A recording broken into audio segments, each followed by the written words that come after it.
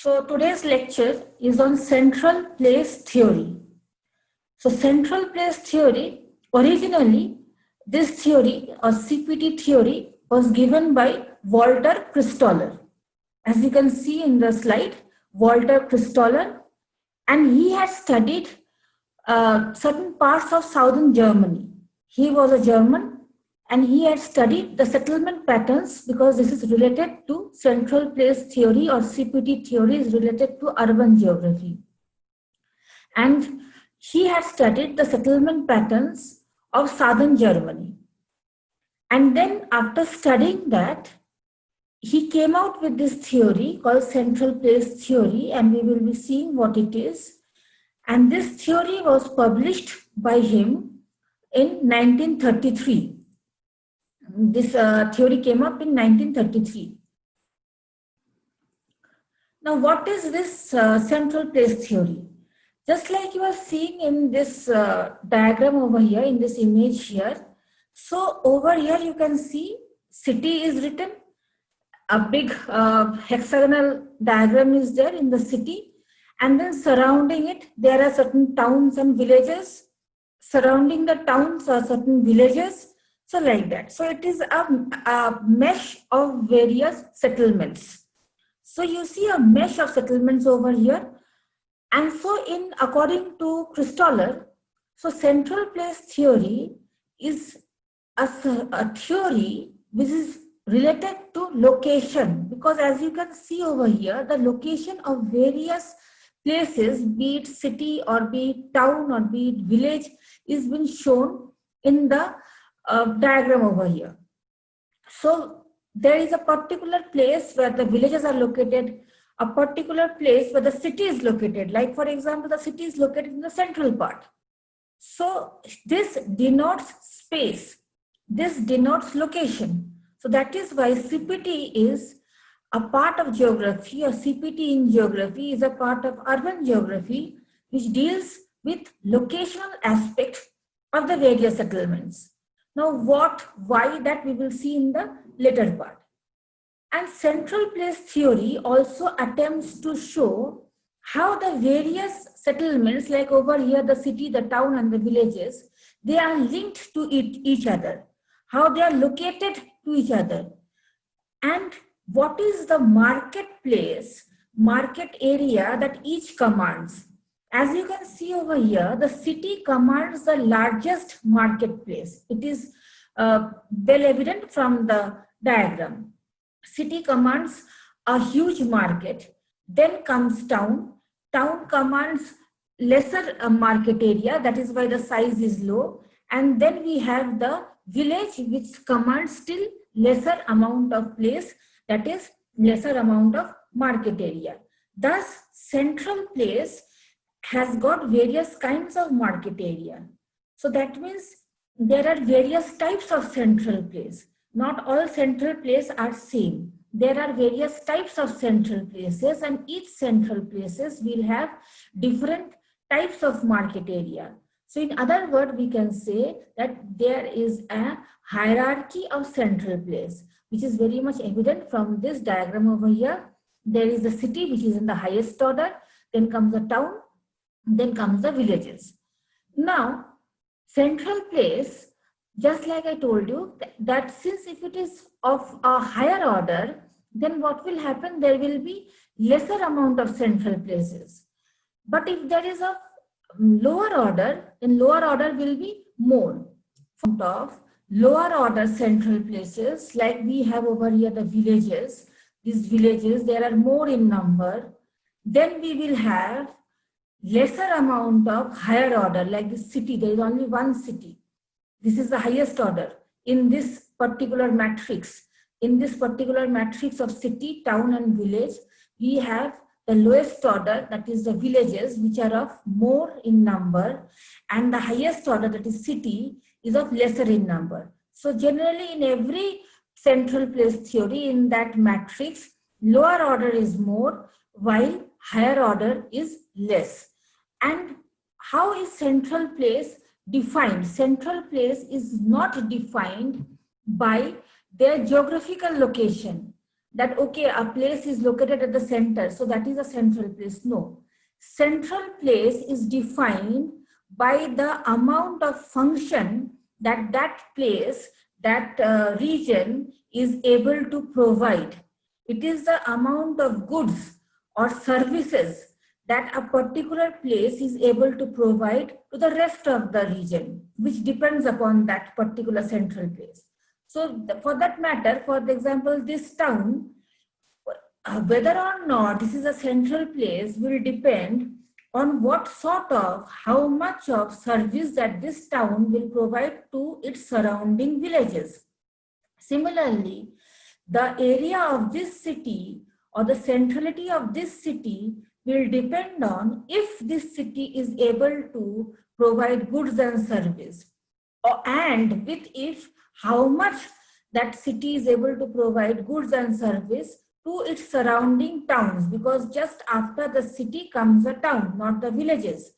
So how much and whether or not it is able to provide goods and services, functions to its surrounding areas, with that, that will define the centrality of this city. If it is not able to provide that, then we will not consider this as a central place.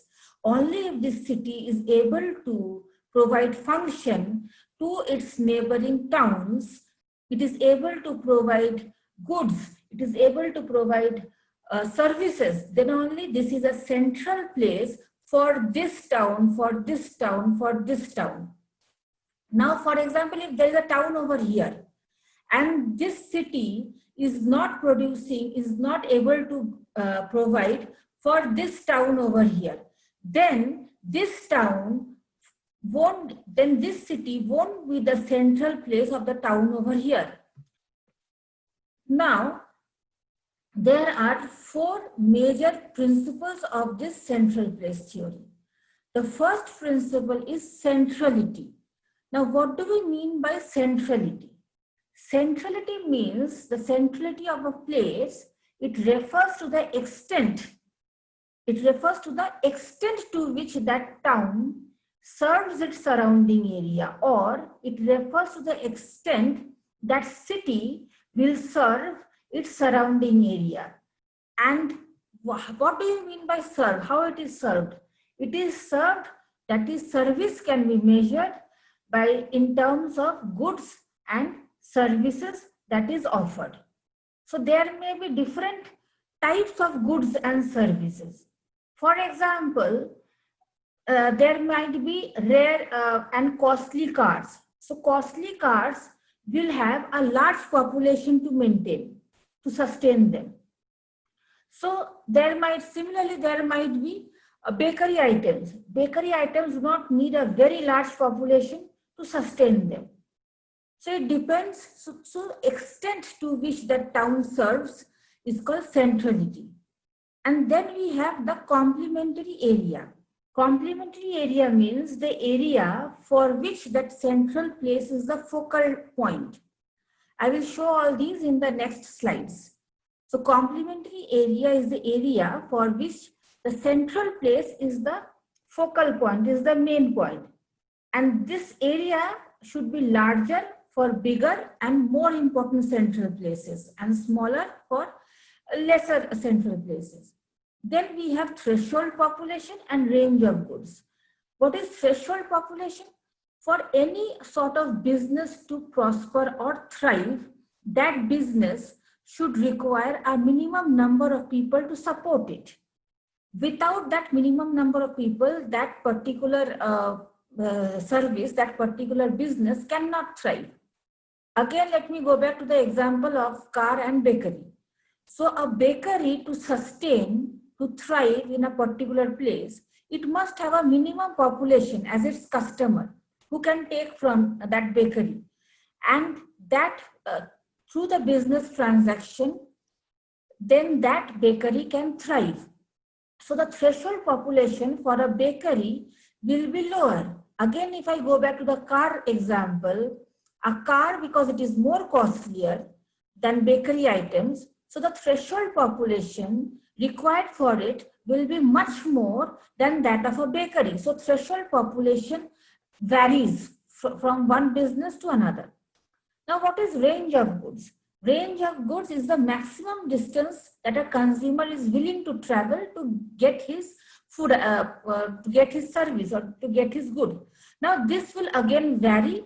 How it will vary? This is the example how this will vary. Now, for example, this particular place is a central place. Now, if this is a central place, then what happens? This area is the focal point, or this area is the complementary area. This whole area is the complementary area because this market is offering service and goods to this all area. This is the complementary area. And also, now what is threshold and range? Now threshold is, it is the minimum population which is required. So for example, this particular region is the minimum population that is required, that I have told you, that is required to sustain maybe a bakery item.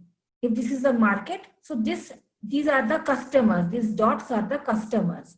So 1, 2, 3, 4, 5, 6, 7, 8, 9, 10, 11. So there are 11 customers in this particular ring. So for this bakery to sustain, it must have these 11 customers, at least this 11 customers. If it is more than that, then it is okay. But then at least this 11 customers it must have for that business to thrive. But what is the range? Supposing, again, this is a forum, this is a market for the cars. Now, how much will the person is willing to go to how much distance to get his good? Supposing a person is over here and he is willing, for example, he wants some bakery item. So how much he is willing? Maybe he is willing, here is a customer number 1, customer number 2, and customer number 3. Customer number 1 over here, customer number 2, and customer number 3. Now see what is the range. For customer number 1, for bakery item, he is willing to travel to this distance from this location to the marketplace to get his good. Now there may be another customer who is residing away from the zone, away from the main central place. He is residing quite away. So maybe he is looking for a jewelry shop. Now jewelry shop, maybe there is no jewelry shop in the surrounding area. So he is willing to travel all this distance from here, from the outside of this periphery, from outside of this central point, centrality, from outside this centrality, he is willing to come outside from the periphery for jewelry shop, way into this central point to get his good. So this is the range of the jewelry business. This is the range of the jewelry business. This is the range of the bakery business from 1 to market. Now, for example, a customer wants to buy a very costly car, for example, BMW. You don't get BMW in each and every car shops. So maybe that BMW is only found in this particular region and that customer wants only BMW car or a very costly car for the matter of fact. Now this is the centrality and this area is the complementary area. This area is the complementary area. But this particular person is residing outside the complementary area in this location. So he is willing to travel all the distance from here to the central place. So for the range of that car is lying outside the periphery of this central place. So the range of the car is this. So the range of the car is this much. So that is why what we are seeing, the range differs, range of different items differs according to that item's requirement. Now, so various items will have various kinds of requirements. Now, there are certain other terminologies also. What are the terminologies? Now, there is a thing called hinterland. What do we mean by hinterland? Now, hinterland is, for example, in this particular diagram. So, the hinterland will be this green zone. Now, what is hinterland? Hinterland is the one which is found outside outside the periphery of the fringe area. Now there are three things over here. The central part is called, the central part is the city region. Just surrounding the central part is the fringe area, which is a combination of both rural and urban characteristics, fringe area. And outside the fringe area is the hinterland or the surrounding area. So this is the hinterland. This is also a hinterland. So from this hinterland, the customers are mainly drawn for this city. So only the people who resides in the city are not the only consumers. Consumers are mainly drawn from the periphery surrounding region. So from this hinterland, from these surrounding regions, customers are drawn. So these are the hinterlands. Now, we also have another thing, that every urban center has an economic reach. Now, for example, this urban center, supposing there is a hinterland over here, so this urban center's economic reach will be till here. It won't go on to over here. There is another set of city and periphery region over here. So every urban region will have its own urban economic reach. It will serve to its economic area. It won't serve to others' economic zone. For example, Mumbai central areas won't serve Pune, or Mumbai won't serve Delhi. Mumbai won't serve Calcutta, etc. Now there are various hierarchy of central places. First we have over here the first order central place. Now, what do we mean by the first order? That is the highest order. Generally, metropolitan cities are the highest order. Then we have second order. Maybe these are the cities, metropolitan cities. Then we have the second order, that is the cities. The third order, that is the towns. The fourth order, that is the villages. So there are various hierarchy of central places, and this hierarchy depends upon the shape, upon the size, upon the population, upon the service and goods that central place provides. Now, it is very much obvious that the service and goods that is provided by this fourth order, that is villages, to its population is very much less than that is provided by the town. Now, the services, goods and population that is catered by this town will obviously be very much less than the city over here. Again, these things, that is the goods, services, etc., provided by the city over here will again be very much less than that of a metropolitan city. You can take example from any of the metropolitan cities of India or the world. So metropolitan cities will be having more efficiency, and that is why more bigger centrality area, because it will provide more goods and services. So the area also will be more. Now, there's the hierarchy of settlements. I have already told you about this. At the lowest rung, we find the hamlets, and then the highest rung, we find city, metropolitan areas, so on. Now, in Christoller's central place, we have circular shape. Why he had circular shapes? Christoller's central place are all circular shapes.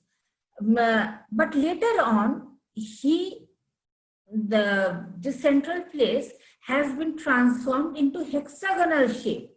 First Christoller said that market areas are what? Circular. But then according to Christoller, it will have a hexagonal shape. Let us see why it will have a hexagonal shape. For example, this is one market, this is another market, this is another market, this is another market, this is another market. So if these are the various markets, then what will happen? You see that this is maybe market 1, market 2, 3, 4 and 5.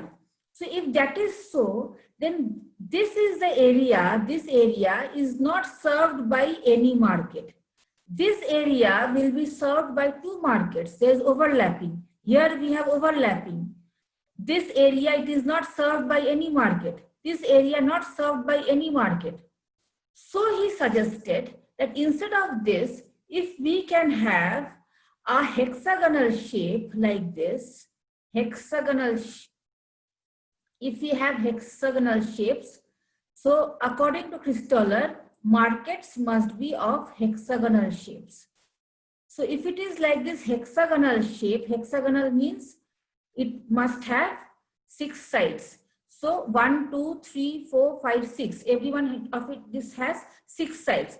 So if markets are of hexagonal shapes, then what will happen?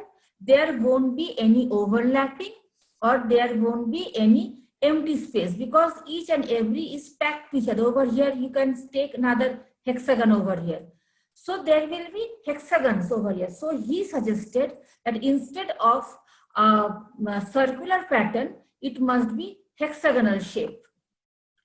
Now, these are some certain assumptions by Christoller. According to Christoller, the area that he suggested would be a flat land with no physical barriers. It will be a homogeneous land, homogeneous with respect to soil fertility, homogeneous with respect to population, purchasing power of the people, even homogeneous with respect to transportation network. So he had a very sort of a homogeneous kind of a idea. Another thing why he suggested that it should be a circular pattern at the onset. Why? Because if it is a circular pattern, then he suggested that transportation should emanate from center. So when it is center, when it is homogeneous transportation, so there will be equal distance from center to the periphery of this circle. There will be equal distance. So there won't be any problem with respect to transportation cost. So for him, it should be a circular, but then he suggested that because of overlapping and etc. problems, so it should be a hexagonal. So these are the assumptions of Christoller. Now, Christoller has taken a constant value and he named that as K value. That is, K is the constant value. And what is K? K is the total number of settlements which is served. Total number of settlements that will be served by that central place. So how many places will be served by that particular settlement, by that particular central place? So according to him, there will be 3 kinds of principle. He has taken 3 kinds of principle. So the relationship between the various levels, various hierarchical levels has been symbolized by the K value. So K is that is the discrete number of lower order center that will be served by this higher order. So K value, like for K is equal to 3, that means this K is equal to 3 central place, which is a higher order central place. It will serve 3 entire settlements of a lower order. But actually it is not 3 entire settlements. Let us see what it is. So these are the 3 K values. So for K is equal to 3, what he says, this he termed as a marketing principle. And this will depend upon the consumer's demand. So every consumer, each consumer would try to be close to every level. So everyone will try to be close to the city. No one will want to be very far away from the city, because the city center would be the market center. So they will try to be close to that market center. That would minimize the traveling amount, money, etc. for each and every consumer.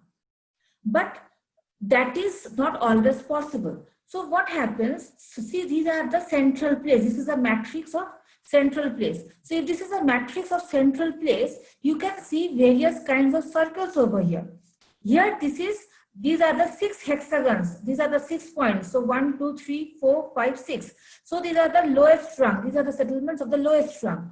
Now in between these, we have this blue central place as the central place for these 6 settlements. So for these 6 settlements, we have this one, this blue dot as the next higher order for these 3 hexagons, this 6 hexagon central places or lowest rung places. Now for these, so for this lowest rung places, this is the central place. But then again for this is the central place. For this set, this is the central place, this one and this. So these are the central place for each of these matrices. Now we also have a higher order, next higher order. Try to remember what I had said about the city, about the hamlet or the villages, the towns and the cities. For example, these are the villages. Then we have this as the town. And then we have the cities. So this city won't directly serve this village. This city will directly serve this town. But how much it will serve?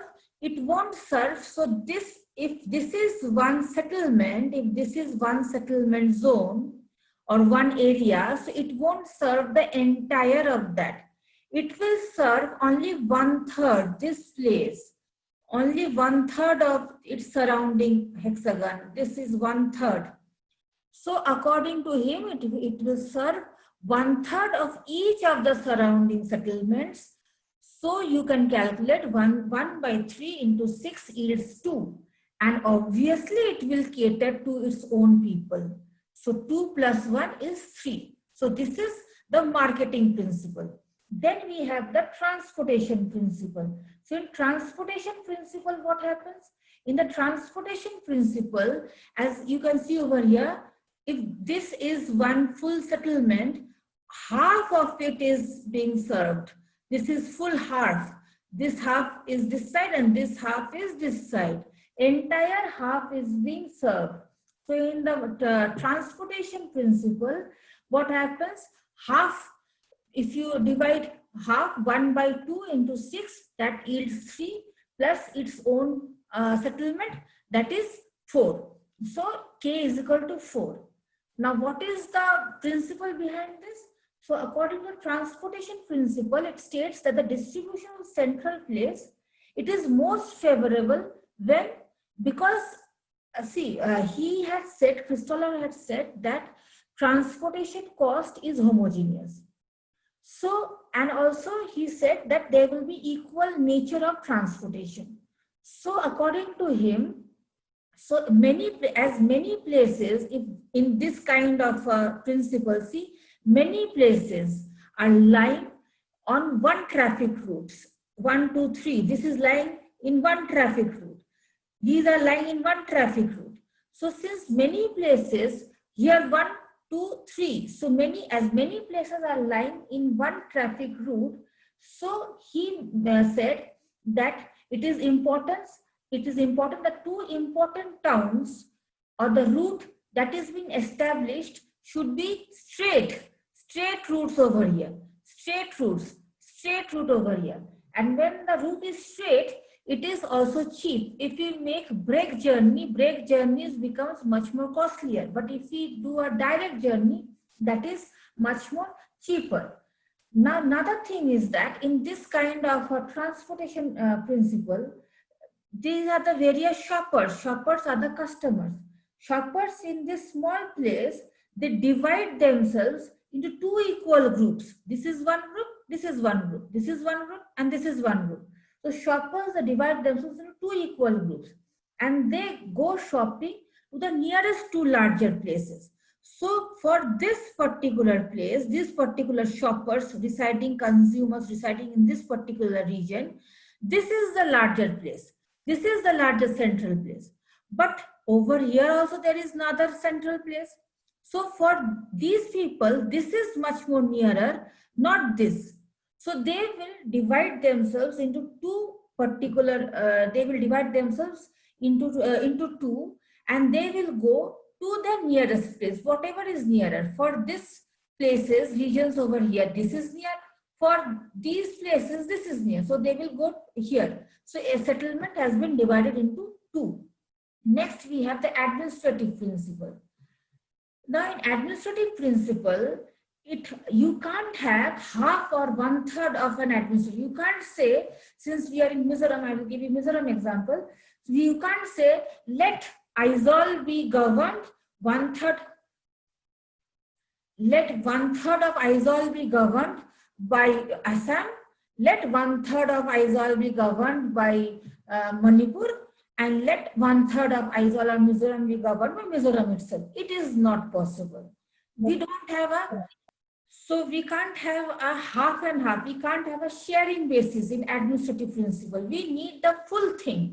For example, if we say that, Kolkata or West Bengal. West Bengal is a full administrative identity. Mizoram is a full administrative identity. Manipur, full administrative identity. We don't have half or 1/3 of anything.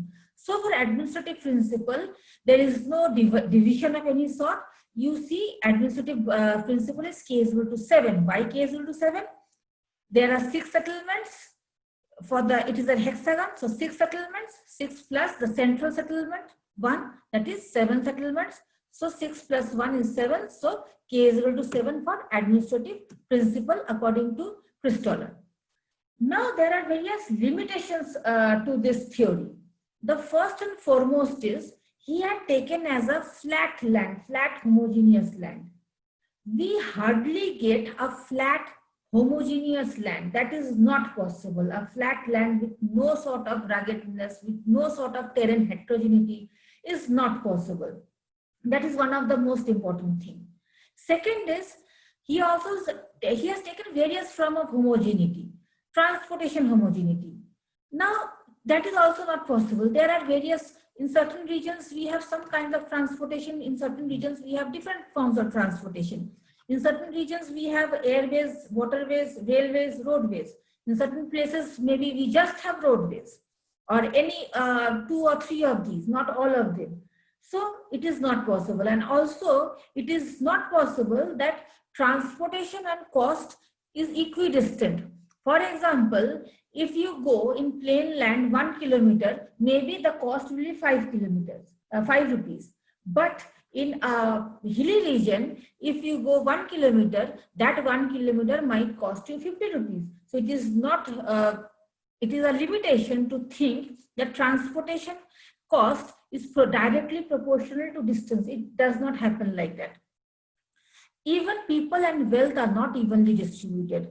Each and every, first of all, like take for example, India's population density or distribution. We do not have the same kind of distribution throughout India. There are certain places where the distribution is more. For example, the northern plains of India. Over here, the population distribution is much more. And there are certain places like Arunachal, Sikkim, etc., where the population distribution is very much less. So it cannot be evenly distributed. Wealth is not also evenly distributed. Each and every one of us have got various spending powers based upon various income levels. It is not necessary that people will always go to the nearest place. It depends upon my choice, where I want to. I might want to go to a far-off place to do shopping. There are various people who, in India also, who prefer to go to outside of India to go for shopping. So it is not necessary that we will take it from the nearest place. It depends upon my choice because it depends upon the consumer's choice.